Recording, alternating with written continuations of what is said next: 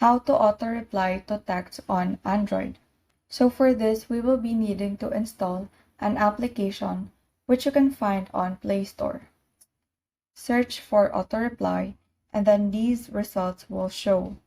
It is important to select the application that works best on your mobile device, which is why for this I will be installing the SMS auto-reply or autoresponder application.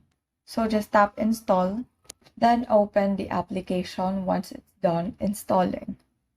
So once you've opened the application, you will be faced with this, which shows you the instruction of this application.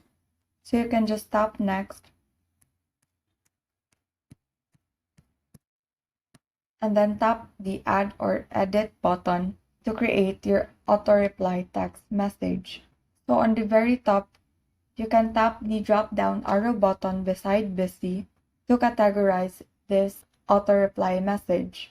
So if this message is for when you are busy, then you can select busy, or if this message is for when you are driving, then you can select driving, and so on and so forth. So you can also change the name of this auto-reply message and input in your message. But for this, I will be leaving them as it is.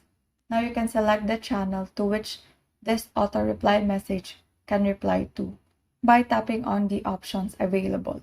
So once you're done, you can tap on Set Time, which is found on the bottom part of your screen, and then set the time frame to which this auto-reply message is employed. So you can choose Run by Time, or you can also choose Run by Date, or Run by Weekdays. Now once you've established the time frame, you can now hit the Save button, which is found on the lower left corner, and then tap OK. So to activate, just tap on the toggle button beside it, and then select Allow, and tap OK.